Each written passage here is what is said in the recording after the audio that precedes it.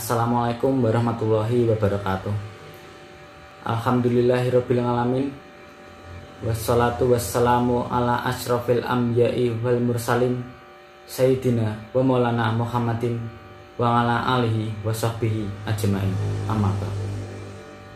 Saudara-saudara, puji syukur kita panjatkan kehadirat Allah Subhanahu wa Ta'ala yang telah memberikan curahan nikmat serta karunia-Nya, sehingga pada hari ini kita semua masih dapat lakukan aktivitas sehari-hari dalam keadaan sehat walafiat dimanapun Anda berada. Selawat serta salam tak lupa kita sanjungkan keharibaan Nabi besar Muhammad SAW yang kita tunggu syafaatnya di yaumul akhir nanti. Amin, Allahumma amin.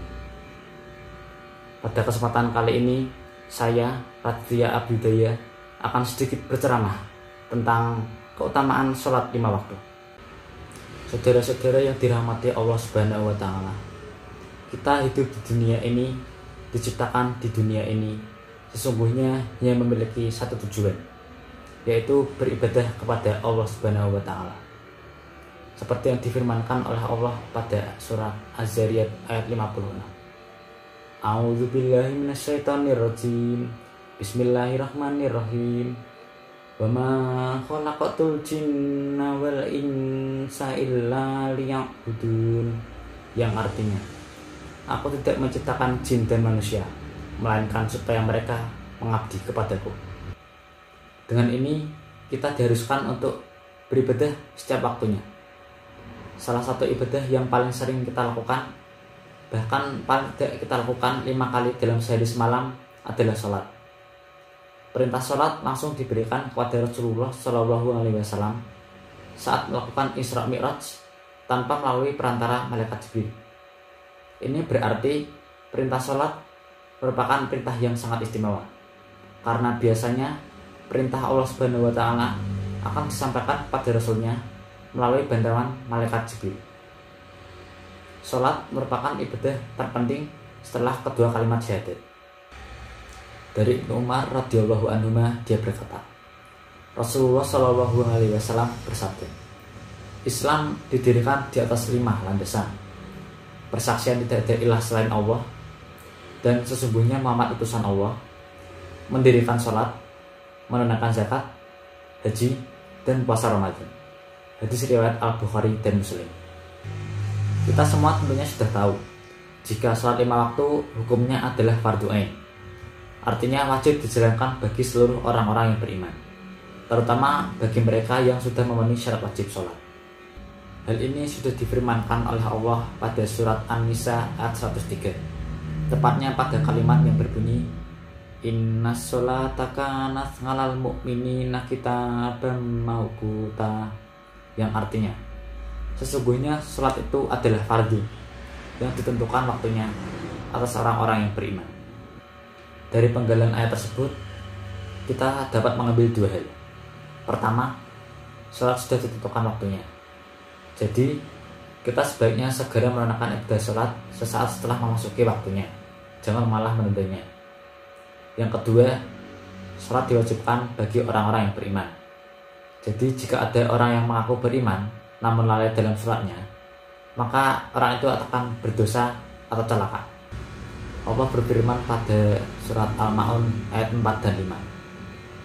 Fawailul lil musallin alladzina hum an sholatihim sahun, yang artinya, maka celakalah bagi orang-orang yang sholat, yaitu orang-orang yang lalai dalam sholatnya.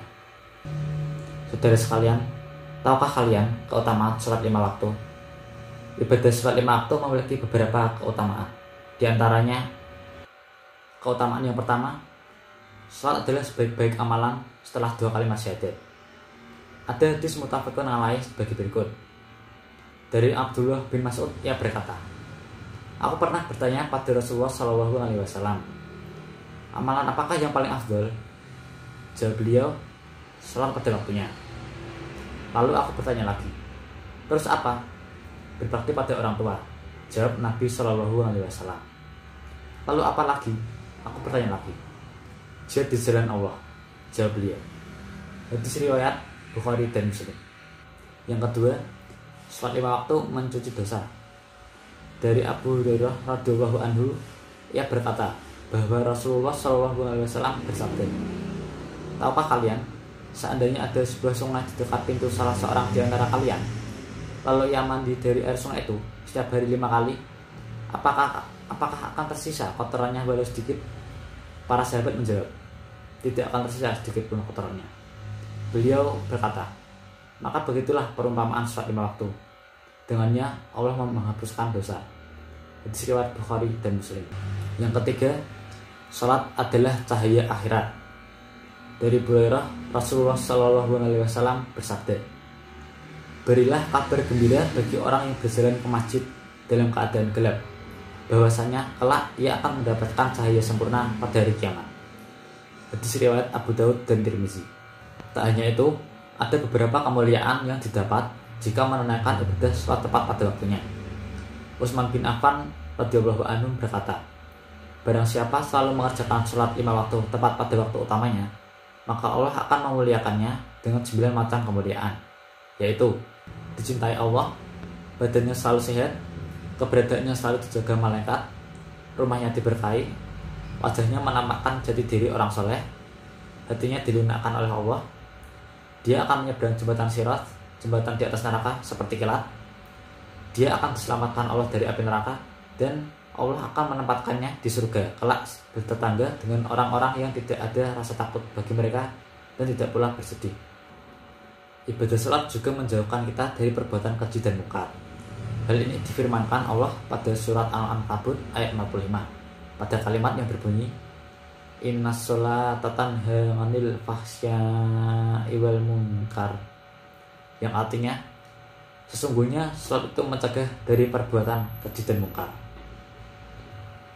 Sholat juga dapat digunakan sebagai penolong, penghibur jiwa, penggugur dosa, dan lain sebagainya. Doa pun akan lebih mudah terkabul jika dilakukan setelah melaksanakan sholat fardu. Saudara-saudara, betapa banyaknya keutamaan dari sholat 5 waktu. Itu saja baru sholat wajib, belum sholat sunnah yang lainnya. Maka dari itu, hendaknya kita selalu mendirikan sholat. Sholat itu adalah tiang agama.